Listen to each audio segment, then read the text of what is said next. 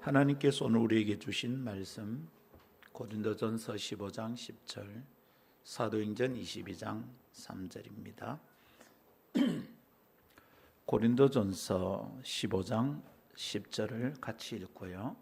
사도행전 22장 3절은 제가 읽겠습니다. 고린도전서 15장 10절 시작. 그러나 내가 나 된 것은 하나님의 은혜로 된 것이니 내게 주신 그의 은혜가 헛되지 아니하여 내가 모든 사도보다 더 많이 수고하였으나 내가 한 것이 아니요 오직 나와 함께 하신 하나님의 은혜로라. 사도행전 22장 3절입니다. 나는 유대인으로 길리기아 다소에서 났고 이 성에서 자라 가말리엘의 문화에서 우리 조상들의 율법에 엄한 교훈을 받았고 오늘 너희 모든 사람처럼 하나님께 대하여 열심히 있는 자라. 아멘. 이것은 하나님의 말씀입니다. 하나님의 말씀은 능치 못함이 없습니다. 아멘.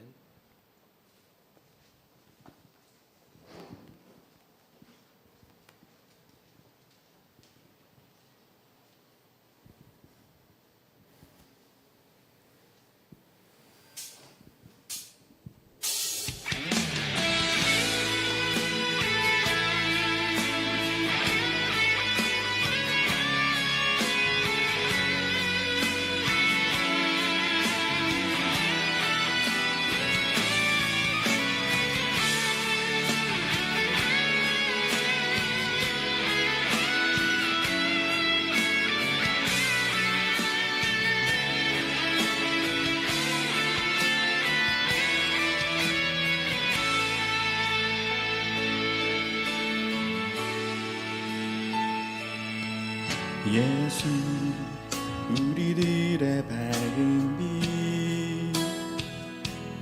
은혜와 긍휼을 베푸시는 주 의의 길을 따라가는 주의 자녀들에게 항상 밝은 빛을 비추시네.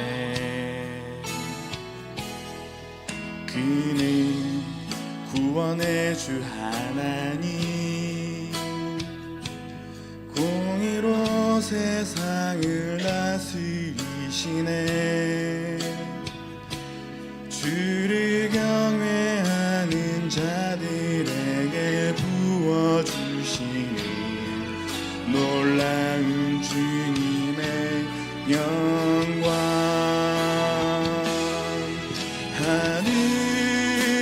하늘에서 찬란하게 빛나는 주의 영광 이 땅에 오셨네. 어둠을 밝히고 새 생명 주시네. 영원히 빛나는 나의 예수님 높이 영광과 찬양 받으실 그 이름 경배합니다. 슬픔을 거두고 내게 자유 주시네. 기쁨의 노래를 영원한 나의 든 예수께.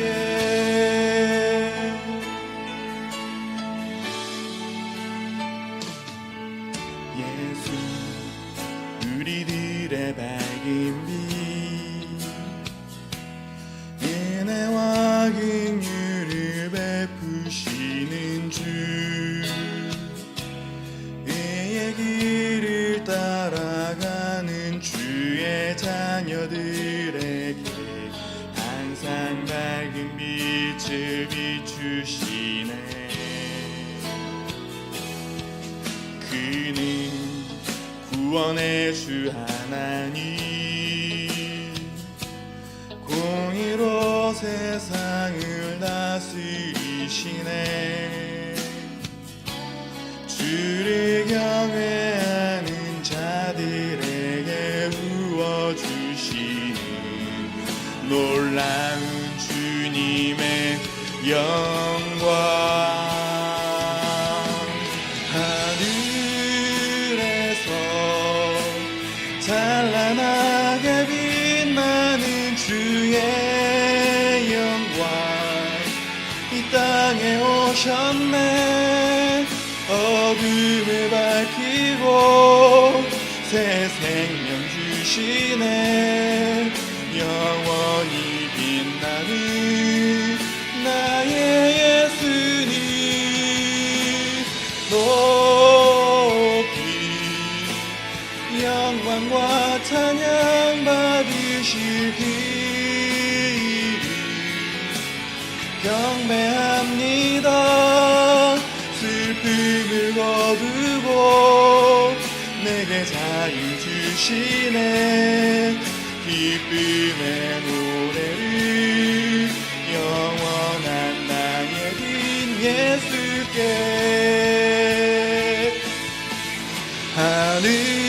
하늘에서 찬란하게 빛나는 주의 영광 이 땅에 오셨네 어둠을 밝히고 새 생명 주시네 영원한 나의 빛 나의 예수님 높이 영광과 찬양 받으실 그 이름 경배합니다 슬픔을 거두고 내게 자유 주시네 기쁨의 노래를 영원한 나의 빛 예수께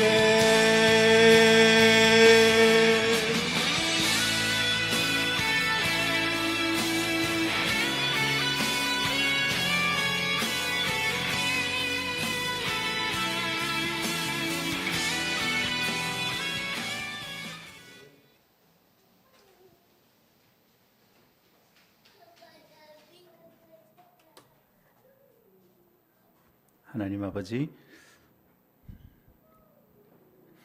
고르지 않는 날씨, 그 날씨 탓에 빨리 지치는 몸, 그 가운데서 하나님 집중력을 잃어버리기 쉬운 계절입니다. 기도도 깊어지지 않고 말씀을 들을 때도 자꾸 주님의 뜻에 초점을 맞추지 못하는 것 같아 안타까움이 생기는 계절입니다.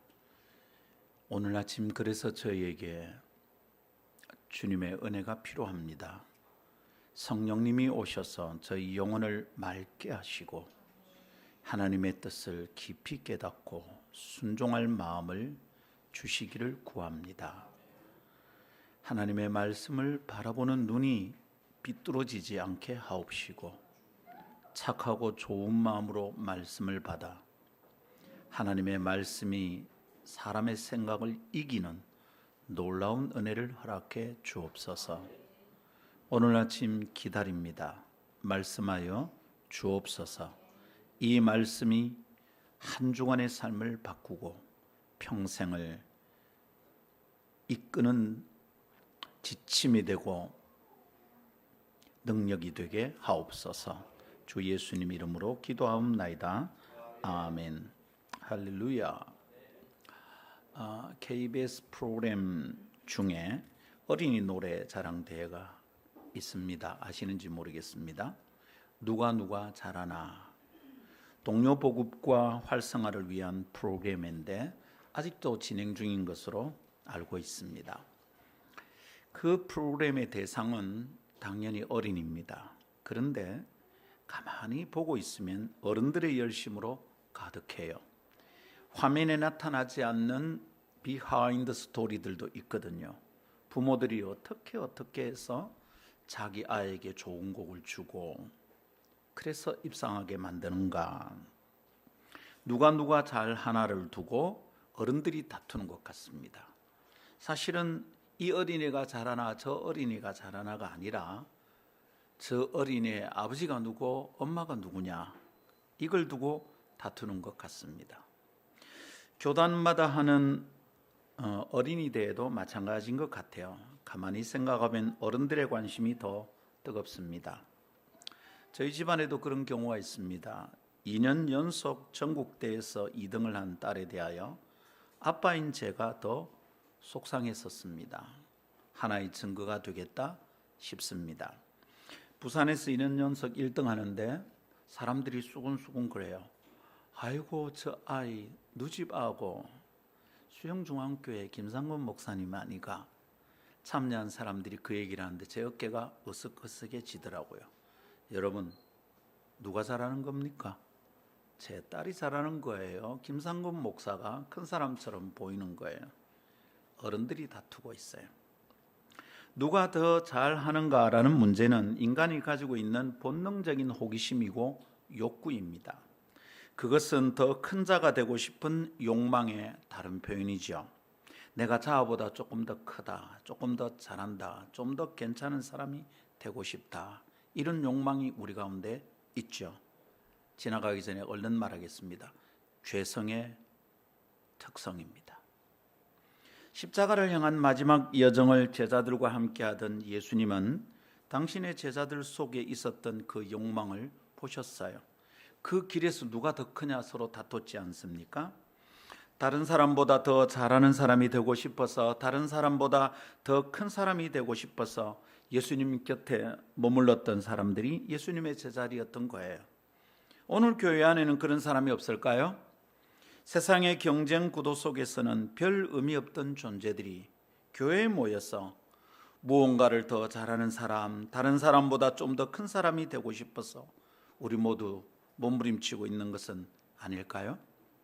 그래서 믿음 좋은 사람처럼 보이고 교회 일을 저 사람이 다 하는 것처럼 보이고 우리 그런 사람 되고 싶은 것은 아닐까요? 그래서 먼저 장로가 되려 하고 빨리 권사가 되고 싶은 것은 아닙니까?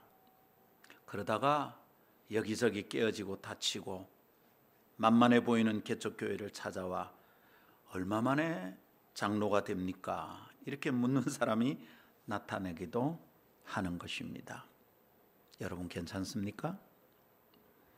예수님은 제자들을 향하여 하나님의 나라의 도리는 그런 것이 아니라고 가르쳐 주셨어요. 큰 자가 되고 싶은 사람은 오히려 작은 자를 섬겨야 한다는 겁니다. 세상에서 이것을 좋아할 사람이 누가 있습니까? 세상의 이치에 삶의 문화에 쩔어 있는 사람들은 교회 안에서 겉으로는 섬겨야 된다 말하면서도 다 큰 자가 되고 싶어 합니다. 자기가 잘하는 사람으로 인정받기를 원합니다. 여러분, 큰 자가 작은 자를 섬겨야 된다. 이 도리를 진리로 믿고 있다면 누가 먼저 장로가 되는가에 관심 있는 사람들은 다 회개해야 합니다. 누가 더 많은 교인을 모아서 큰 목사님 소리를 듣는지 관심 가지다가 질투하며 낙심하는 목사도 회개해야 할 일입니다. 하나님의 도리는 그런 것과 상관없습니다. 복음은 누가 더 잘하는가와 상관없습니다. 복음은 아무것도 못하는 죄인에게 허락된 것이 복음이지 않습니까?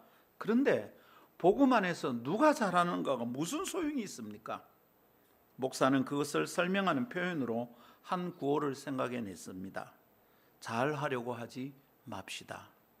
이 말 속에 있는 뜻을 제대로 이해하고 여러분 복음의 도리를 잘 깨닫기를 원합니다. 이 말에 정말 마음 상하고 오해하지 않기를 바랍니다. 목사 설교 듣다가 상처받으면 그 사람 누가 구원합니까? 참 큰일입니다. 잘하려고 하지 맙시다. 이 말은 다른 뜻으로는 잘난 척하지 맙시다. 다른 사람 가르치려고 들지 맙시다. 다양하게 설명할 수 있습니다. 교회는 하나님만 전능한 겁니다. 교회는 하나님만 가장 큰 겁니다. 그 외에는 다 죄인들입니다. 하나님의 은혜가 아니면 아무것도 못하는 사람들이 교회에 있어야 합니다. 잘하려고 하지 맙시다. 세 번째로 우리는 그 뜻을 묵상하며 은혜를 나누는 기회를 오늘 아침 맞이했습니다. 다음 세 가지 말씀을 나눌 때 하나님의 말씀에 그 뜻이 내 영혼에 와서 잘 스며드는 복된 시간 되기를 바랍니다. 첫 번째는 잘하는 것보다 하나님의 뜻대로가 아름답습니다. 두 번째, 은혜는 하나님의 뜻을 따르게 합니다. 세 번째, 은혜는 시간이 갈수록 깊어집니다. 이 세 가지 뜻을 묵상할 때 하나님의 은혜가 이슬처럼 내려 우리의 마른 심령을 다 적시게 되기를 바랍니다. 첫 번째 따라합시다. 잘하는 것보다 하나님의 뜻대로가 아름답습니다.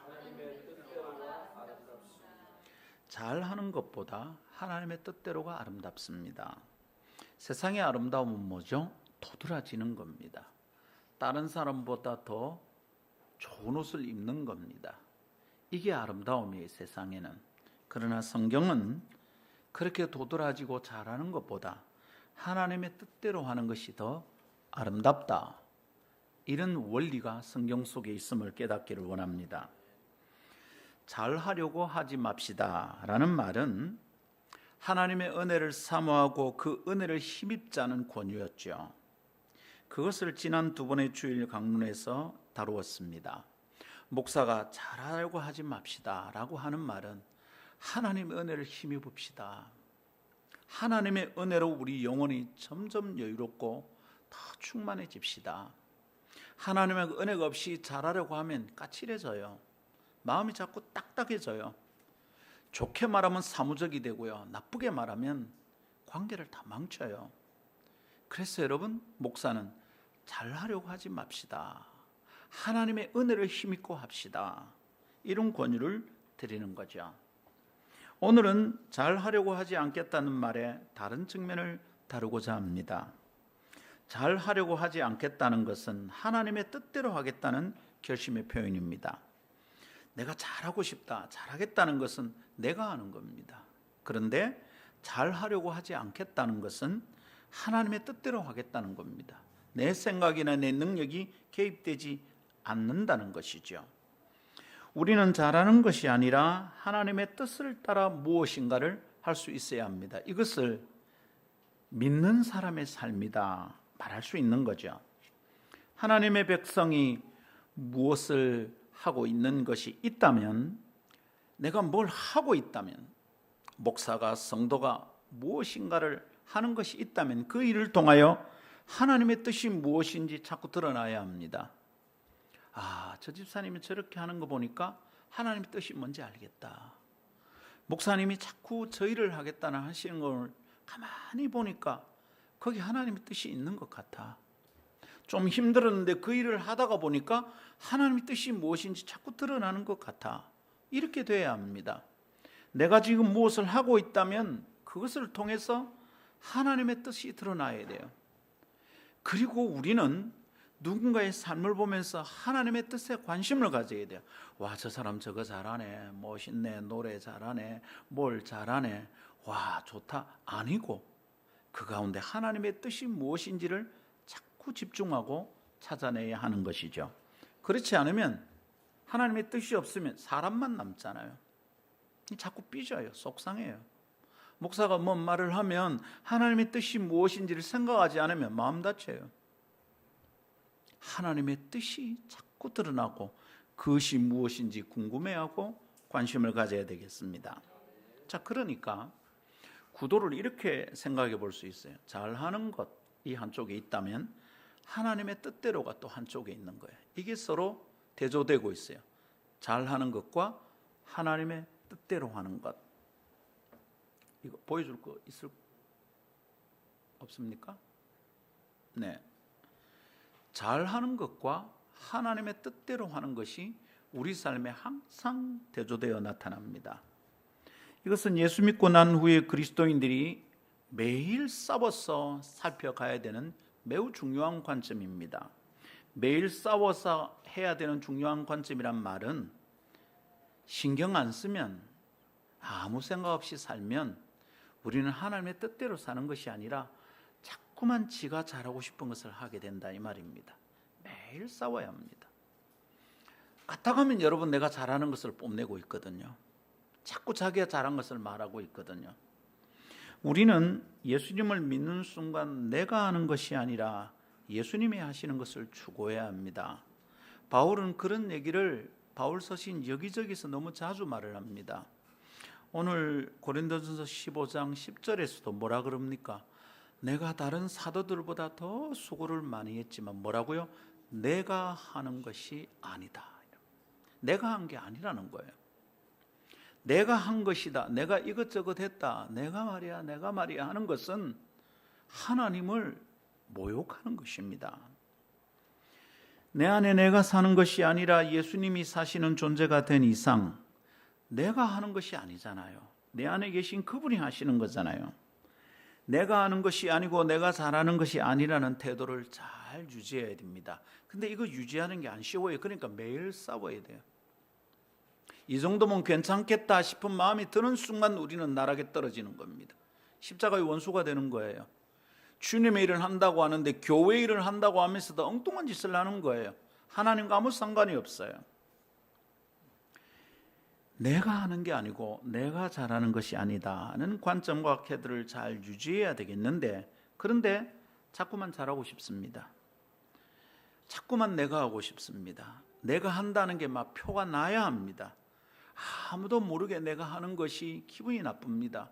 어떻게든 은근히 내가 했다는 것을 말하고 싶어 합니다. 그럼 여러분, 잘하는 게 뭡니까? 잘한다는 것은 성과를 낸다는 말이고 성공한다는 말입니다. 잘한다는 말은, 저 사람이 잘한다는 말은 저 사람이 뭘 하면 성과를 낸다는 거예요. 잘 된다는 거예요. 그래서 잘한다는 말은 인정받고 칭찬받는 사람이 되고 싶다는 뜻입니다. 내가 성과를 내고 내가 하면 성공한다, 이런 소리를 듣고 싶은 거죠. 잘 하려고 하는 사람들의 마음에는 이런 욕망이 있는 겁니다.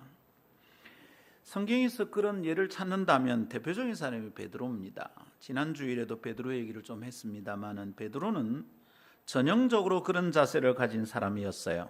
그러니까 예수님을 따르는데 예수님이 뭘 하겠다는 걸 들어보니 기가 막히는 거예요.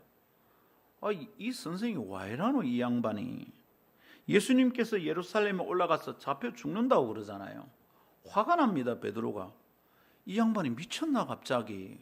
이 뭘 하자는 건가? 여러분, 잡혀서 죽는다, 이거는 실패자의 모습이잖아요. 변방의 갈릴리를 맴돌던 선지자 하나가 이제 전국적인 지지를 얻고 나라의 중심으로 진출하는 중이잖아요. 예루살렘에 올라가는 것은. 이런 이 성공의 걸음이에요. 이제 거기가 성공해야지. 왜 실패의 길을 자초하는가? 베드로는 이해가 안 됐어요. 막 짜증이 나는 거예요. 그런 일이 일어나면 내 손에 장을 지지겠습니다. 막 난리가 났어요. 베드로는 잘하는 것에 마음을 주는 동안 성공하고 성과를 내고 이번에 예루살렘에 올라가면 막 대박이 나야지, 그런 마음을 가지는 동안 하나님의 뜻대로 하는 것을 살피지 못했던 겁니다.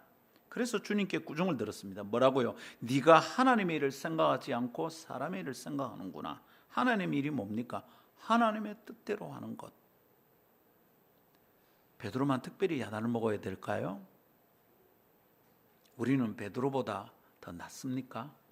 천만에요.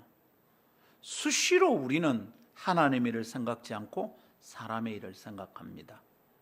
하나님의 영광은 땅에 떨어져도 지 자존심은 상하면 안 되는 거야. 기분 나쁜 티를 팍팍 내는 거예요. 참 어리석다. 하나님이 계시다면, 하나님이 보고 있다면 저래도 되는 걸까? 하나님을 생각하고 있나? 참 두렵습니다. 믿음의 사람들은 생각하고 또 생각하고 다 잡고 다 잡아서 마음을 지켜야 합니다. 우리는 잘하는 사람이 아니라 하나님의 뜻대로 해야 될 사람이다. 이 마음 딱 붙잡아야 됩니다. 잘하는 것, 성공하는 것이 아주 멋져 보이지만 우리는 하나님의 뜻대로 하는 것을 더 아름답게 봐야 하는 사람이다. 나는 그런 사람이다. 그렇게 살아야 된다. 자꾸 마음을 다 잡아야 합니다. 생각하고 또 생각해야 됩니다. 한 번 생각하고 끝나 천만에요. 우리 설교 얼마나 많이 듣습니까? 근데 또 들으면 또 새로운 말씀 같습니다. 사도행전 다시 묵상하지 않습니까? 제가 김 집사님 몇 번 나누었어요. 그 다 묵상했던 거. 근데 다시 읽는데 또 찔립니다. 너무 괴롭습니다. 기도하고 기도하는 자에게 성령이 주어질 때 그때 부흥이 일어나고 하나님의 일이 되는데,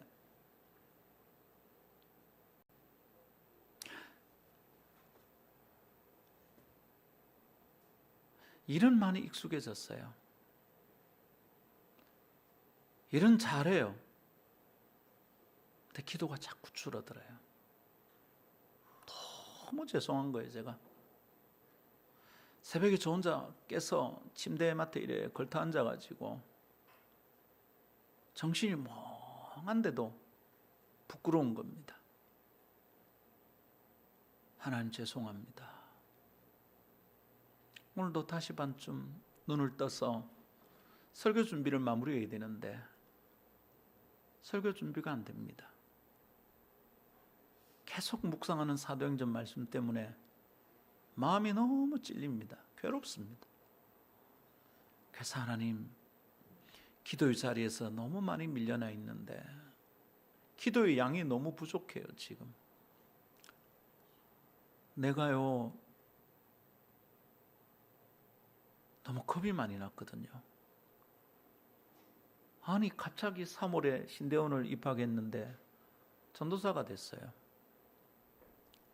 2월 말까지 김상근 선생님이었는데 3월 1일에 그 부임하는 주일이 3월 1일이었어요. 기억이 또렷해요. 저는 3월 1일에 갑자기 하루 상간에 제가 전도사가 되었습니다. 갑자기 설교하랍니다. 잘할 수 있다는 생각이 있겠습니까? 떨렸습니다. 그래서 기도를 많이 했습니다. 기도하고 또 기도했습니다. 그때보다 설교를 준비하는 실력이나 말씀을 묵상하고 관찰하는 것은 훨씬 잘합니다. 비교가 안 될 정도로 잘합니다. 설교학적으로는 그때보다 훨씬 나은 설교를 할 수 있을 것 같습니다. 근데 여러분, 제가 잘하는 사람입니까? 근데 기도를 많이 안 하는 거예요. 그때처럼. 아직도 떨리긴 해요. 오늘도 잠시 앉아 있는데 오늘 설교 실패하면 안 되는데 너무 두려운 겁니다. 성도 여러분, 생각을 다 잡고 다 잡아야 됩니다. 여러분 괜찮은 사람 아닙니다. 만물보다 심히 약한 것이 사람의 마음이다. 성경이 말한 말입니다. 그 마음을 그냥 놔놓으면 거기에 엉겅퀴 나고 가시가 나고 짐승의 놀이터가 되는 겁니다. 사탄의 막 운동장이 되는 겁니다. 그러니까 생각을 다 잡고 다 잡읍시다. 나는 잘하는 사람이 아니라 하나님의 뜻대로 해야 되는 사람이다. 잘나는 것보다 성공하는 것보다 하나님의 뜻대로 하는 것이 더 아름답다. 그게 더 멋지다. 생각하고 또 생각합시다. 왜 그렇습니까? 여러분, 그거는 잘하는 것은 자신의 영광을 드러내는 지름길이고 하나님의 뜻대로 하는 것은 하나님이 영광을 받으시는 온전한 방법이기 때문입니다. 그러니 우리는 이 방법에서, 이 방향에서 벗어나면 안 돼. 또 기도하고 또 기도하고 또 생각하고 또 생각하고 붙잡아야 되겠습니다. 잘하려고 하는 사람들은 가만히 보면 성과 중심, 일 중심입니다. 사람이 다쳐도 성과를 내야 돼요. 그래서 하나님 중심의 관점을 자주 놓치게 돼요. 일은 되는데 이게 하나님의 뜻일까? 저 사람이 지금 하나님의 뜻을 생각하고 있을까? 걱정이 되는 겁니다. 이 일을 해서 이루고 싶은 하나님의 뜻은 뭔가 물으면 답할 수 있을까? 참 아픕니다.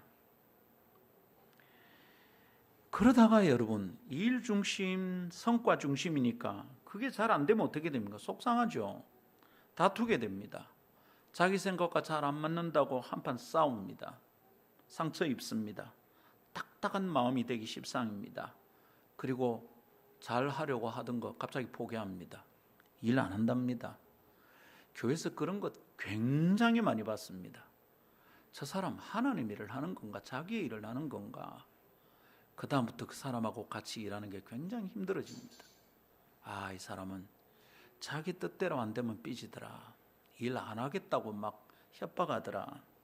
그러니 여러분, 하나님의 뜻대로 일을 하고 싶은 사람들이 그런 사람들과 평화를 누릴 수 있겠습니까? 조심해야 할 일입니다.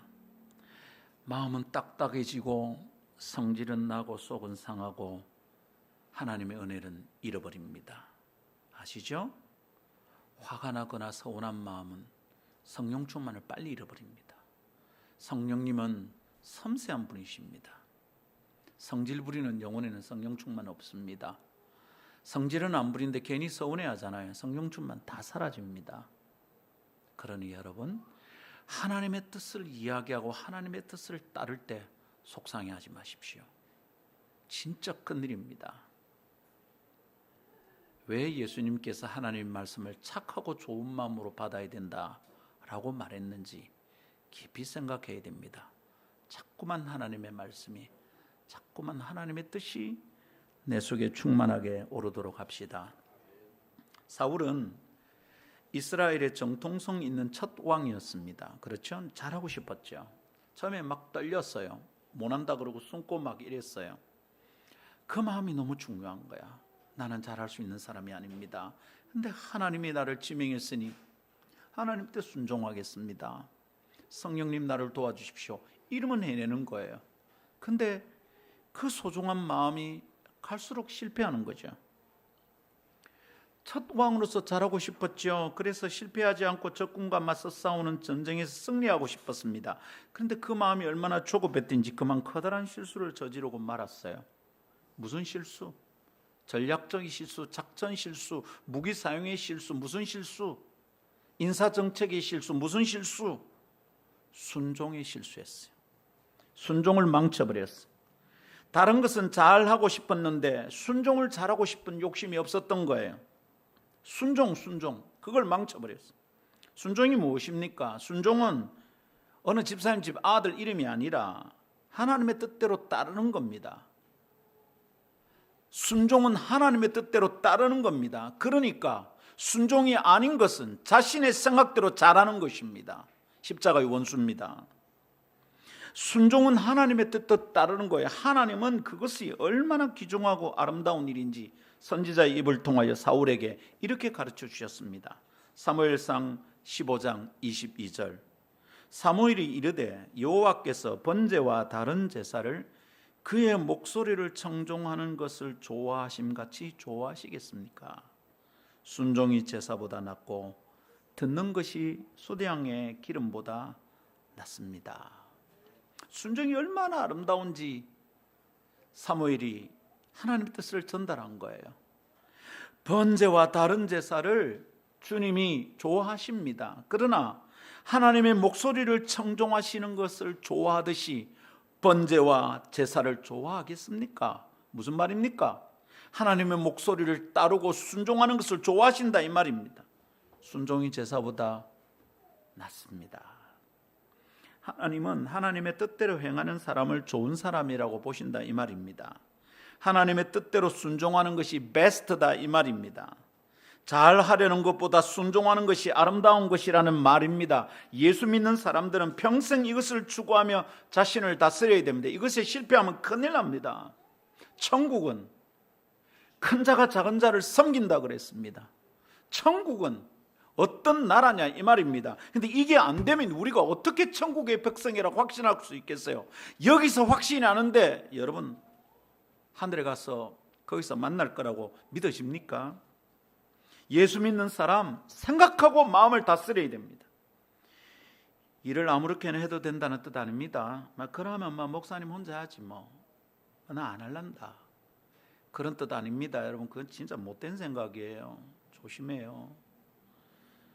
목사 설교가 삐딱하게 마주서는 것은 벌 받을 일입니다. 여러분 정말 조심해야 합니다. 일을 아무렇게나 해도 된다 이 말 아니잖아요. 이 설교를 하는 김상문 목사 절대로 일을 아무렇게나 하지 않습니다. 저 일을 마주하는 자세는 제 몸이 뽀개져도 해내는 겁니다. 그런데 그 순간순간마다 하나님의 뜻이 뭔지 막히면 때가 또 묻습니다. 생각합니다. 하나님 이거 맞습니까? 푸드트럭이 빨리빨리 진행이 안 됩니다. 약간 짜증이 나려고 합니다. 하나님 일을 하다가 짜증이 난다. 조심해야 되는 일입니다. 잘 안 되니까 짜증이 나지. 아니요. 왜 짜증이 납니까? 조심해야 됩니다. 짜증이 살 날라고 했어요. 마음을 딱 붙들고 잠시 기도했습니다. 하나님 왜 잘 안 되죠? 그러다 만나고 찾아가니까 법적 문제를 해결한다고 죽을 똥살똥하고 있는 겁니다.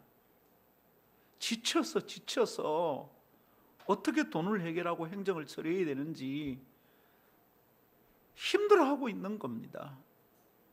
우울증 약을 먹고 있대요. 내가 쪼아붙였으면 어떻게 될 뻔했나 싶더라고요. 참 큰 실수를 할 뻔했구나.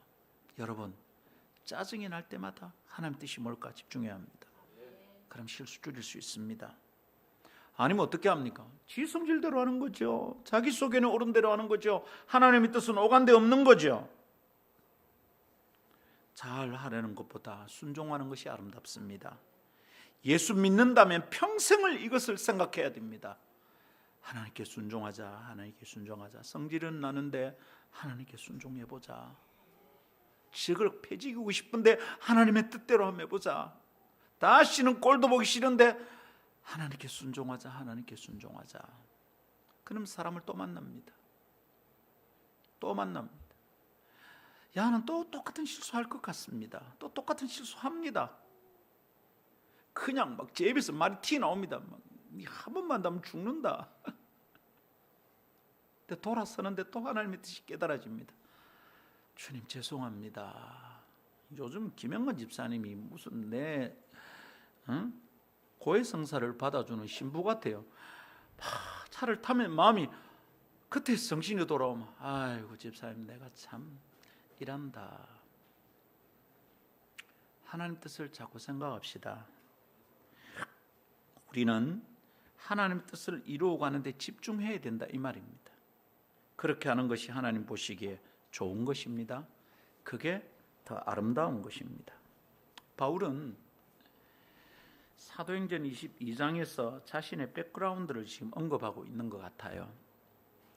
나는 가말리엘의 수화생이다, 문화생이다.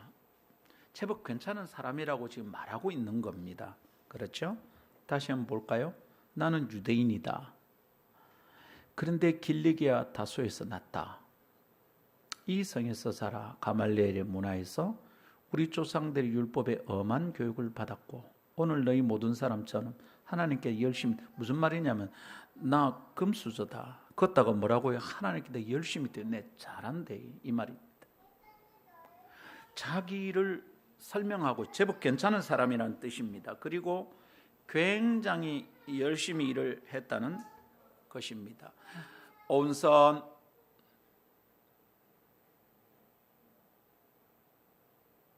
네가 얘기할 시간 아니야. 여러분 지금 사도행전 22장 3절의 얘기를 딱 보면 백그라운드 괜찮아요. 그리고 굉장히 열심히 하는 사람이에요. 그럼 이 사람 어떤 사람이에요? 잘할 수 있는 사람입니다. 그래서 성과를 내고 성공적인 인생을 살 수 있었다 이 말입니다. 그런데 여러분 사도행전 22장의 문맥이나 뜻이나 분위기를 가만히 묵상해 보면 바울이 잘하는 사람인 것을 드러내고자 하는 것과는 아무 상관이 없습니다. 오늘 이 사도행전 22장은 사도행전 9장에 있었던 사건을 다시 옮겨놓은 것 같아요. 사도행전 9장이 뭡니까? 다메섹으로 내려가다가 빗속에 예수님 만나버려요. 거기서 꼬꾸라져. 삶이 휘떡 뒤집어지는 사건입니다. 그 열심히 사도행전 22장에서는 자기가 잘할 수 있다고 생각하는 열심히 자기의 능력이 자기가 살아가는 방향이 어떻게 꺾였는지를 설명하고 있습니다. 내가 어떻게 잘할 수 있다는 생각을 그만하게 됐는지 그걸 설명하고 있는 거예요. 내가 꽤 괜찮은 사람이라는 착각을 언제 깨뜨렸는지 그걸 설명하고 있어요. 유대인으로 율법학자로 이단 척결에 열심을 내던 활동가로 이름을 더 높이던 그의 삶이 한순간에 꺾어버렸어요. 다마스커스로 가던 예수쟁이를 잡으러 가던 길에서 예수를 만나버렸거든요. 여러분은 예수를 만나버리면 달라지는 겁니다. 예수가 자기의 삶 속에 들어오면 이제 자기가 없는 거예요. 예수가 있는 거예요. 예수를 만나버리면 이제는 내가 하는 것이 아니라 예수가 하는 거예요. 이상해요. 이런 변화가 일어나요. 자기는 자꾸만 작은 사람이에요. 자꾸 겸손해져요. 그리고 자꾸만 주님이 높아져요. 예수 만나버렸어요. 그리고는 성과를 내고 성공하기 위해 달려가던 그의 삶이 방향을 놓쳐버립니다. 어떻게 사는 것이 옳은가? 무엇을 위해 살아야 하는가? 눈이 안 보입니다. 깜깜합니다. 마음이 답답합니다. 그리고 잘하고 성공하는 것을 내려놓고 하나님의 뜻을 따라 살아가는 삶을 선택합니다. 완전히 바뀐 삶을 삽니다. 성도들, 하나님의 은혜를 입은 자들 들으십시오.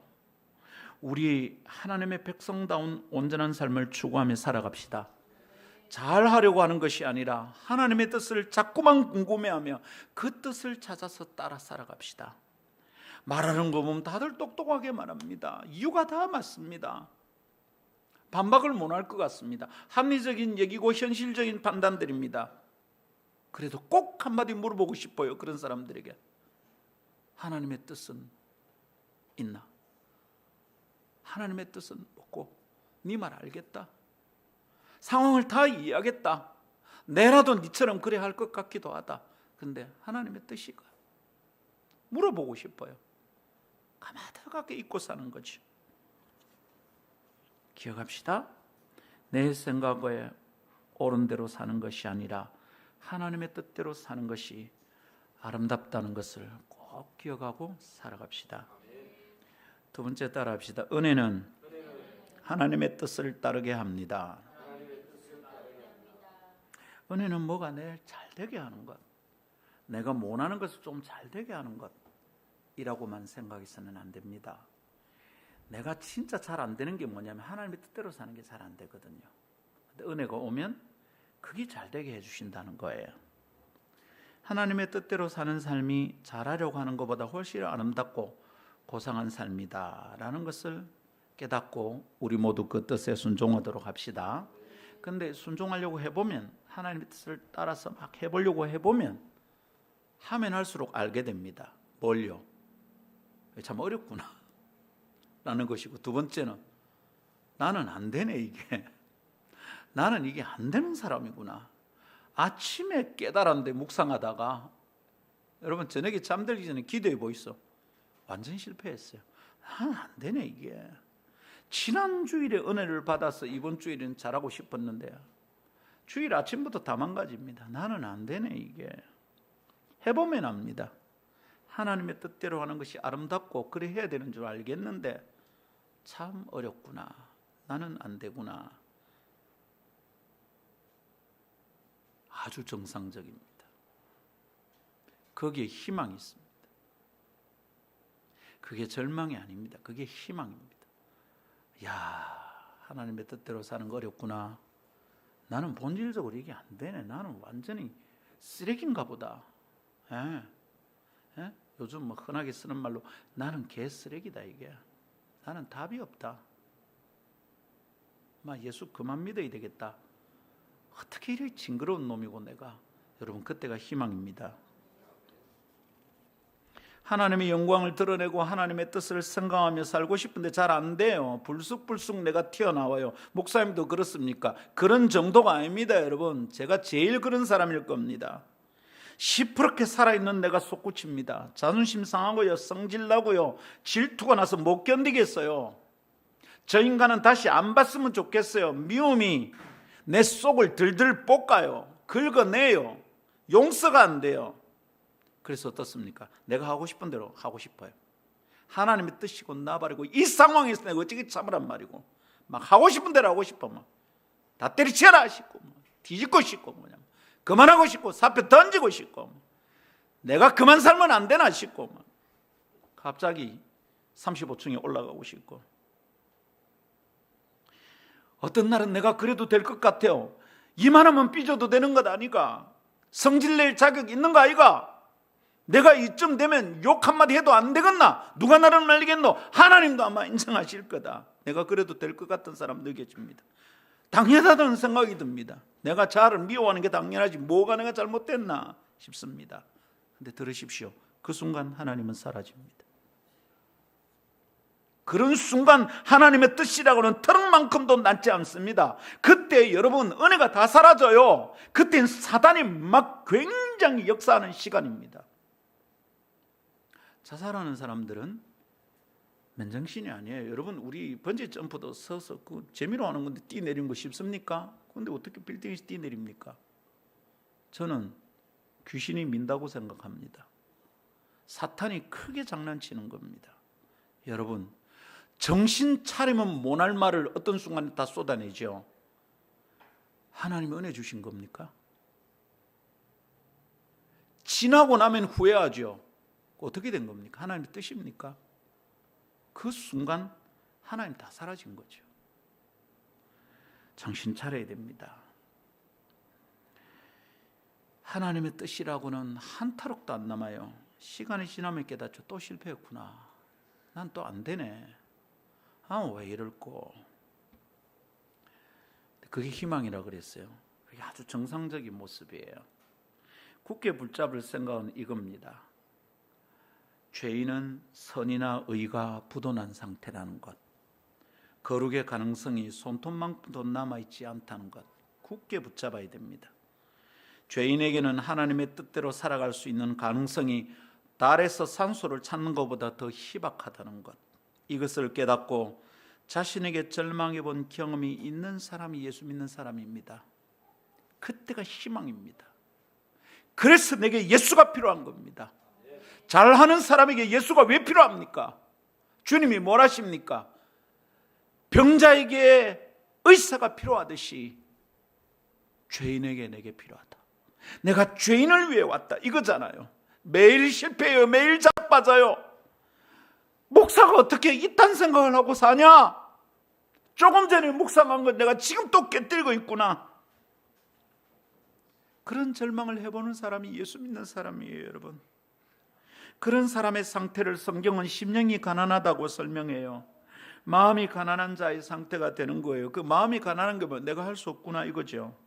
내게는 의미 있는 것이 하나도 없구나. 나의 영적 가난함을 내가 어찌 알고 나는 부도가 난 사람이구나. 그런 사람들에게 복이 임한다 이 말입니다. 은혜가 임한다 이 말입니다. 자기가 할 수 있고요. 잘하고요. 내가 해본 거고요. 그래서 내가 잘할 수 있다고 생각하는 순간 하나님의 은혜는 없어요. 지가 하는 거지. 바울은 말합니다. 나의 나 된 것은 하나님의 은혜다. 내가 다른 사도들보다 더 많이 수고했지만 내가 한 것이 아니다. 하나님의 은혜는 자신의 연약함과 무능함을 절감한 자들에게 임하는 놀라운 축복입니다. 그 은혜가 임하는 자리, 그 순간에 하나님의 능력이 일하고 하나님의 가능성이 빛을 발합니다. 자신의 불가능성을 깨닫고 절대 빈궁함을 깨닫는 영혼이 하나님의 손에 붙잡힙니다. 그리고 주님의 뜻을 이룹니다. 기독교 역사는 그것을 잘 증명합니다. 한 예를 듭니다. 감리교의 창시자 웨슬레는 자신을 타담한 나무 막대기라고 표현했답니다. 어린 시절 집에 불이 났는데 어머니가 목숨을 걸고 자신을 꺼내어 살렸대요.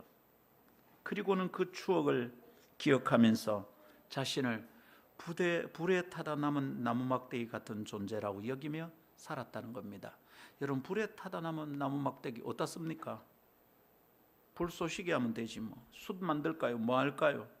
그 나무 막대기, 온전하지 않는 그 나무 막대기, 웨슬리는 자기를 그렇게 여기며 살았습니다. 그런데 하나님의 은혜는 타다 남은 나무 막대기를 교회사의 기둥 같은 존재로 삼으셨다는 겁니다.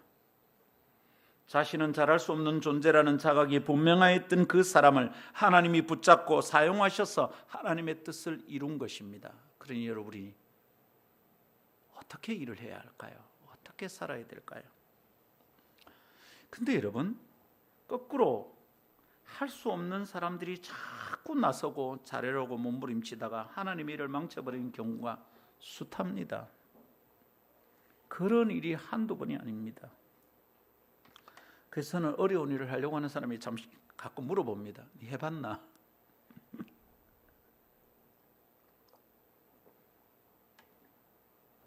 우리 사역 초기에 믹서기를 처음 샀습니다.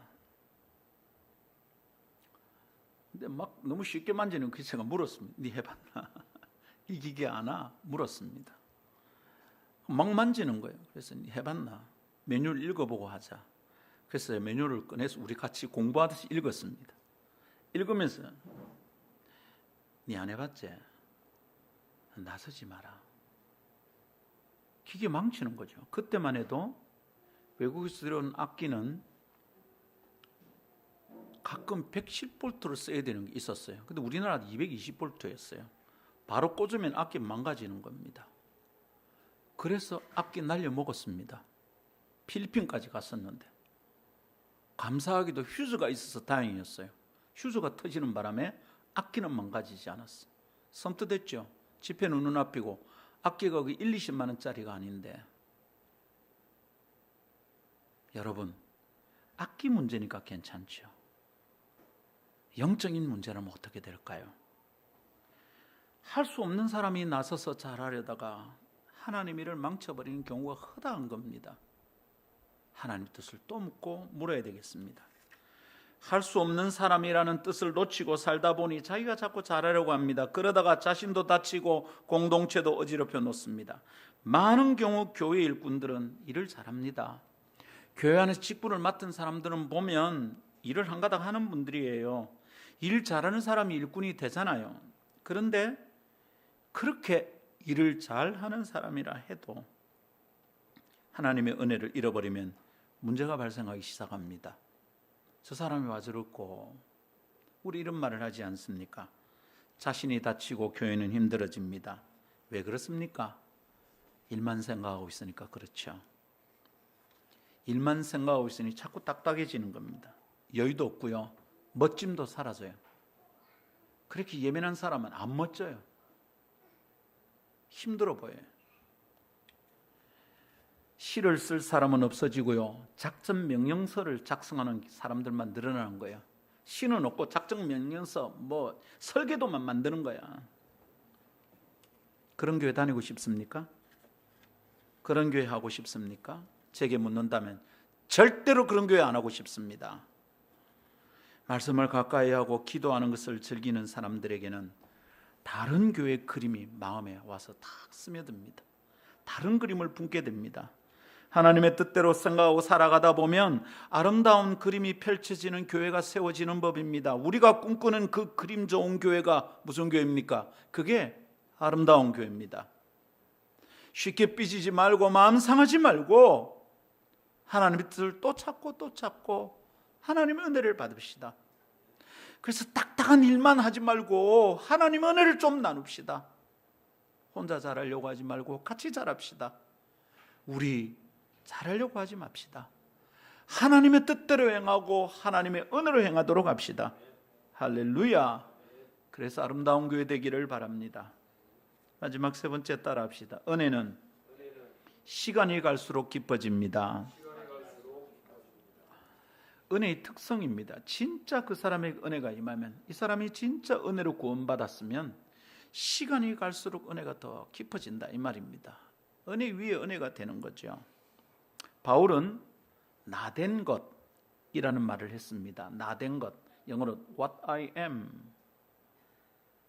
나라는 것의 무엇, 나된 것이라는 말을 합니다. 현재의 내 모습, 나의 위치, 내 꼴이 있다 이 말이죠. 그렇지 않습니까? 우리 모두 다 그렇습니다. 우리는 모두 각자의 나된 것을 가지고 살아가고 있습니다. 그런데 그 모습에 영향을 미친 요소가 무엇이라고 생각하냐 이 말이죠. 잘되면 내 탓, 잘못되면 조상 탓, 이런 얘기를 우리가 지난주에 나누었습니다. 여러분의 지금의 모습, what I am, 나의 나된 것에 무슨 영향이 있었던가, 어떤 요소가 영향을 미쳤는가 생각해 봤습니까? 어떤 사람은 신념과 의지, 고집이라고 말할 만큼 굳은 의지와 신념이 있었기 때문일 것이고요. 어떤 사람은 열심과 노력이기도 할 겁니다. 물론 그 가운데 어떤 성도는 다른 사람보다 확실히 능력이 있어서 빨리 큰 성과를 내는 경우도 있겠습니다. 바울이 딱 그런 사람이었습니다. 이 사람 열심히 했고요. 의지가 신념이 굳었어요. 거룩한 고집이 있었어요. 능력도 있었어요. 그런데 그가 말합니다. 나된 것에 영향을 미친 아름다운 요소가 있는데 그는 인내다, 의지다, 신념이다, 나의 노력이다, 성실함이다 말하지 않고 뭐라 그럽니까? 하나님의 은혜다 라고 고백합니다. 참 좋습니다. 얼마나 아름다운 고백입니까? 우리 좀 멋지게 말하고 멋지게 좀 예수 믿어 봅시다. 자꾸 지가 잘한다고 말하면 안 멋집니다, 여러분. 사람들이 그 말 안 듣고 싶어 합니다. 근데 하나님의 은혜다, 하나님의 은혜다. 얼마나 멋지냐 말이에요. 근데 여러분, 그의 이러한 고백은 자신을 낮추고 하나님을 높이는 결과를 가져왔죠. 내가 한 게 아니라 하나님이 하셨다. 그는 자신이 무엇을 잘할 수 있는 큰 사람이라고 생각하지 않은 거죠. 예루살렘을 올라가던 길에 예수님의 제자들이 말하던 것과는 전혀 다른 모습이었어요. 근데 시간이 지나갈수록 더욱더 자신이 작은 사람이라고 고백합니다.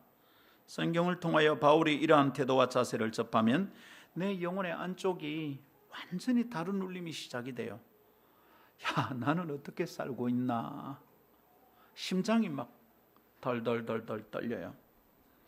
우리는 고린도전서 15장 10절을 고리로 삼아 지금 세 번의 강론을 진행하고 있습니다. 바울이 말하는 하나님의 은혜로 된 자신, 나 된 것, 그것을 묵상하면서 잘하려고 하지 맙시다는 말의 뜻이 은혜에 대한 교훈, 은혜를 붙잡아야 된다는 교훈이라는 것을 나누고 있습니다. 그런데 이 15장 10절 그 바로 앞구절을 살피며 다시 좀 정돈하고 싶습니다. 고린도전서 15장 9절, 나는 사도 중에 가장 작은 자라. 나는 하나님의 교회를 박해하였으므로 사도라 칭함받기를 감당하지 못할 자니라. 잘 보십시오. 바울이 자기를 보는 인식, 자아상, 자아정체가 어떻습니까? 사도 중에서 가장 작다. 내가 교회를 막 핍박하던 자였기 때문에 사도라고 불려지는 것조차 감당이 못할 정도다. 사도에 겨우 턱걸이한 사람 같아. 내가 가장 작다. 이렇게 말을 합니다. 그는 자신이 사도로 부름받았다고 주장하지만 사도 중에 가장 작은 자라는 자의식을 가지고 있습니다. 이렇게 말한 고린도전서는 뒤에 언급할 두 성경보다 비교적 이른 시기에 기록된 편지입니다. 그런데 그런 그가 사역의 열매가 생기고 신앙이 흐르면서는 어떻게 생각이 변했을까요? 사도 중에 작은 자다, 가장 작다 말한 사람이 이제 막 좀 해내잖아요. 이제 막 어떨 때는 베드로를 책망하기도 하고요. 이제는 뭐 바울을 낳아놓고는 초대교회를 생각할 수 없을 정도로 막 생각이 들 정도. 그때가 되면 어땠을까? 그 에베소 3장 8절, 시간이 좀 더 지났을 때입니다. 에베소 3장 8절에서는 자기를 어떻게 보는지 한번 보십시오. 모든 성도 중에 지극히 작은 자보다 더 작은 나에게 이 은혜를 주신 것은 측량할 수 없는 그리스도의 풍성함을 이방인에게 전하게 하시고, 자기를 어떻게 봤어요? 성도 중에 지극히 작은 사람이 있는데 그 사람보다 자기가 더 작다는 거예요. 목사로서 제가 우리 교회에서 제일 핫바리 인생보다 제가 더 핫바리입니다. 이렇게 말하기가 쉬울까? 바울이 그러고 있는 겁니다. 자, 보십시오. 단계가 사도 중에 가장 작다고 말했는데 이제는 성도 중에 작은 자보다 더 작다 이랍니다. 시간이 조금 더 지나니까 더 작다 그러네. 그리고 마침내 디모데전서 1장 15절에서는 이렇게 말을 합니다. 믿보다 모든 사람이 받을 만한 이 말이요, 그리스도 예수께서 죄인을 구원하시려고 세상에 임하셨다 하였도다. 그 다음 잘 보십시오. 죄인 중에 내가 괴수다. 야, 어떻게 변해갑니까? 나는 사도 중에 제일 가장 작다. 성도 중에 지극히 작은보다 더 작다. 나중에는 죄인 중에 괴수다. 디모데서는 거의 말년에 쓴 편지입니다. 사도 바울의 은혜가, 사도 바울의 자기 정체가 어떻게 됩니까? 시간이 갈수록 점점 더 겸손해집니다. 하나님은 그를 점점 높이고 강하게 사용하십니다. 무엇을 발견해야 되는지 알겠습니까? 하나님의 은혜로 된 나를 인식하던 바울의 자기 인식은 시간이 갈수록 더 깊어지고 더 낮아진다는 겁니다. 두루뭉술해지지 않아요. 멋진 말로 표현하고 끝나지 않아요. 점점 예래지고 점점 좁혀지고 점점 더 깊어지고 낮아집니다. 하나님의 은혜를 깨닫는 자의 반응인데요, 그것이 시간이 지나면서 더 깊어지고 있다 이 말입니다. 은혜는 시간이 갈수록 더 깊어지는 겁니다. 근데 세상은 이렇지 않을 때가 많잖아요. 회사의 상사들은요, 회사에 좀 오래 다닌 사람들은요, 자신들보다 낮은 사람 신참들을 보면서 내가 큰 사람이라고 생각하거든요. 그러니까 막 말합니다. 그거 했나 안 했나 하란 말이야. 군대 고참들도 그렇습니다. 군대 고참들은요, 자신이 전능한 듯 행동합니다. 제가 쫄병 때 고참이 저보고 이러더라고요. 따라해봐. 고참은 어머니 옛날 애인이시며 하나님과 동기동창이다. 못 따라하겠더라고요. 가만히 있다가 억수로 맞았습니다. 고참들은 군대 생활 조금 더 많이 해봤으면 자기가 잘한다고 생각하는 거죠. 그리고는 다른 사람들 낮추어 봅니다. 그래서 갑질이 충만한 세상입니다. 근데 신앙인은 다릅니다. 예수 믿는 사람 다릅니다. 구원받은 사람 다릅니다. 복음의 도리에 붙잡혀 살아가는 사람은 다릅니다. 바울을 통하여 우리는 그것을 보고 있습니다. 교회 생활 오래 했다고 다른 사람보다 자기가 더 큰 사람인 양 행동하는 것은 어리석습니다. 이것은 십자가를 아는 사람의 태도가 아닙니다.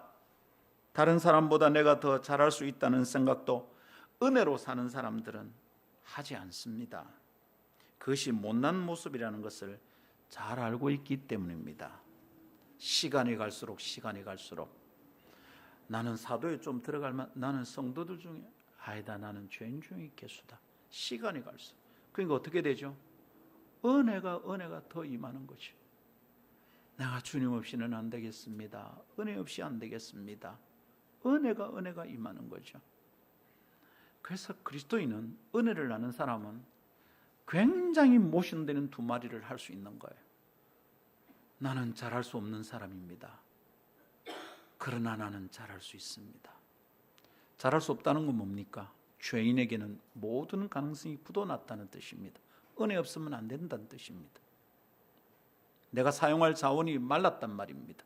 그런데 어때요? 하나님의 은혜가 임하면 나는 할 수 있습니다. 그런 고백을 하고 사는 사람들 되기를 바라고요. 우리 교회는 그런 독특한 특징이 있는 교회가 되길 원해요. 다 열심히 하고 잘하고 있는데 나대지 않아. 자기를 뽐내지 않아. 성질 부리지 않아. 짜증내지 않아. 일 안 된다고 사람 다치게 하지 않아. 이상하다. 이 아름다운 교회는 그런 특징이 있네. 누가 와도 존중받을 수 있어.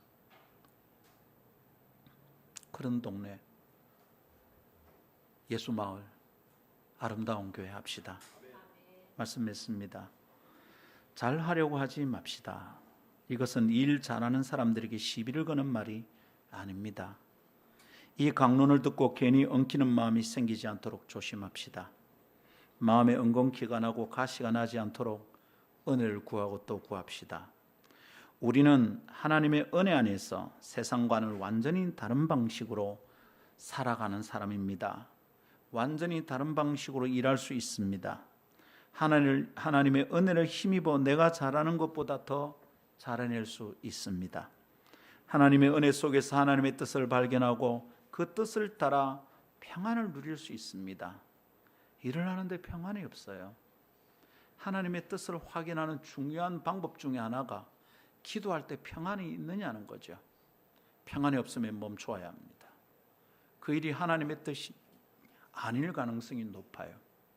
근데 일은 되는데 평안이 없어요. 큰일이죠.